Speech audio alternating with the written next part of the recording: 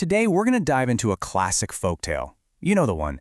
It's the story of a young boy, a brand new blue suit, a shiny silver horn, and a single moment that would go on to change his entire life.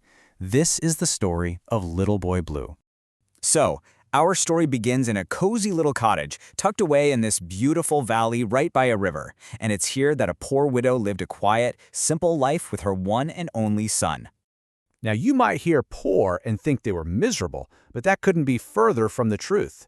Their little home was just overflowing with love. The mother absolutely doted on her son, and really, the two of them were completely inseparable.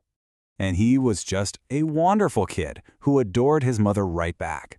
Honestly, his favorite thing in the world was helping her out. It didn't matter if he was picking vegetables in their little garden or helping her stir a pot in the kitchen. But then, life happens. Their simple, happy world takes a really tough turn. The mother gets sick, and because she can't work, what little money they had saved up just disappears. They're left in a pretty desperate spot. Well, seeing how worried his mother was, the boy, and he's only 8 years old, mind you, decides he has to do something. He tells her, "I can work." He's absolutely determined to go see the squire, the lord of the land, and find a job to help support them. And this part is just so telling. His mother, despite everything, is just beaming with pride. She wants him to look his absolute best, so she takes one of her own pretty blue dresses and painstakingly sews it into a new suit for him. She even takes the silver buckles off her own shoes and puts them on his, making him look like a little prince. So all dressed up in this striking blue suit, he marches up to the great hall. He finds the squire out in his garden and, with all the courage he can find, he just comes right out and asks for work so he can earn some money for his mother. At first, the squire isn't so sure. He thinks the boy is just too little for any real work. But his daughter, a kind young lady named Maj, she hears the boy's story and is really touched by it. And she has an idea. And this is the moment he gets that famous name. Maj looks at him, sees how his new blue suit is the exact same color as his eyes, and she just declares, "We'll call him Little Boy Blue." And with that, he had a job. They gave him this beautiful silver horn on a golden cord to wear around his neck. And you know what? He turned out to be an amazing shepherd. So watchful that even the sheep and cows grew fond of him. For a little while, everything was getting better. His mother's health was improving, and she was even strong enough to walk to their gate every evening to meet him. But then one day, he comes home, whistling away, expecting to see her there, and the gate is empty. He calls out, "Mother!" But there's no answer, just silence. And then he hears it, a faint sound coming from the grass nearby. He leaps right over the fence, and there she is, his mother, lying on the ground, her face all pale from the pain. Turns out, she'd slipped on the wet grass and broken her leg. With no one else around to help, the boy just springs into action. He gets his mother back inside the cottage, and then he runs down to the river, unties their little boat, and starts rowing with all his might down the dark river to get the doctor from the village.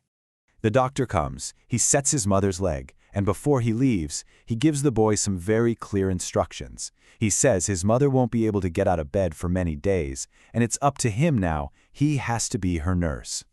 And Little Boy Blue takes this so seriously. He stays up the entire night, sitting right by his mother's bed, cooling her forehead, making sure she's comfortable.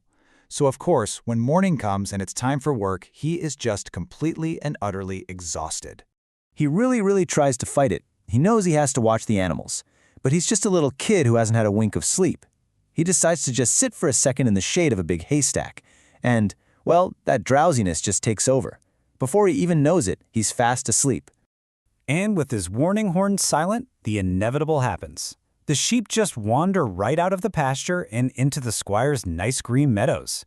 And worse, the cows, smelling that sweet corn, they start trampling all over the squire's prized cornfield. Wouldn't you know it, at that very moment, the squire is riding home. He sees the absolute chaos in his fields, and he gets furious. His voice just booms across the land, calling for the shepherd boy who's supposed to be watching everything. So the squire rides over to the haystack, finds the boy sleeping there, and shakes him awake. Little Boy Blue jolts up, sees what's happened, and just starts to cry. His heart is completely broken, thinking he's failed the squire who is so good to him. Through all his tears, the whole story just comes tumbling out. He tells the squire and his daughter, Maj, all about his mother's accident and how he stayed up all night taking care of her, and that he couldn't help falling asleep. And as he listens to this, all the anger just drains from the squire's face. He completely understands the boy's devotion to his mother, and instead of anger, all he feels is compassion. In his heart, he's already forgiven him. And what happens next is just a total turnaround. The squire and his daughter don't just forgive him, they step in to help. A nurse is sent to look after his mother. Baskets of food show up at their door, and they're even given a brand new, pretty little cottage to live in right near the big house. Little Boy Blue never fell asleep on the job again. He served as the squire's faithful shepherd for many, many years, until he eventually grew up to have a successful farm of his very own.